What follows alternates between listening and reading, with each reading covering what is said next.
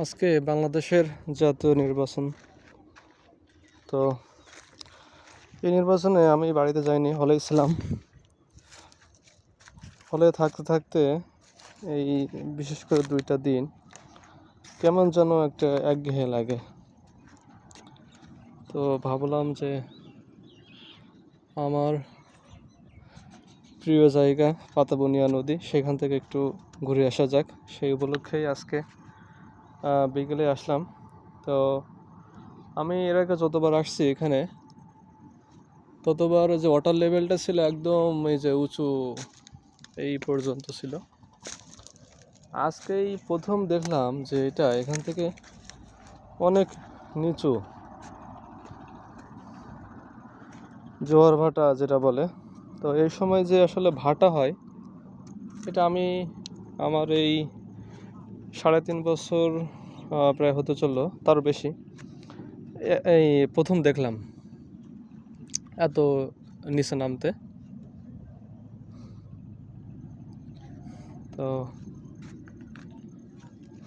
আবহাওয়াটা বেশ ভালো। আসলে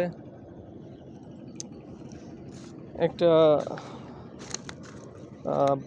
ভালো লাগার একটা বিষয় থাকে যে মানুষের কিছু কিছু জায়গা থাকে যেখানে গেলে মানুষ শান্তি অনুভব করে।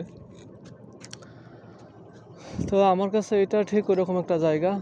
যখন আমার খারাপ লাগে তখন আমি এখানে এই নদীর পাড়ে আসি, এসে বসে থাকি। আমি সাধারণত এই যে উঁচু যেখানে ইট রাখা, ইট গাঁথা আছে, ওইখানটায় বসতাম। ওইখানটায় বসে আমি আমার 2 পা থাকতো পানিতে, আর আমি পানিতে পা 2টা একটু নাড়াইতাম, বেশ ভালো লাগতো। কিন্তু এখন তো দেখি সেই পরিবেশটা নাই, হাঁটাহাঁটি করতেছি আর কি। তারপরও এখানকার যে বাতাসটা বেশ একটা নির্মল বাতাস, ভালোই লাগতেছে, খারাপ না।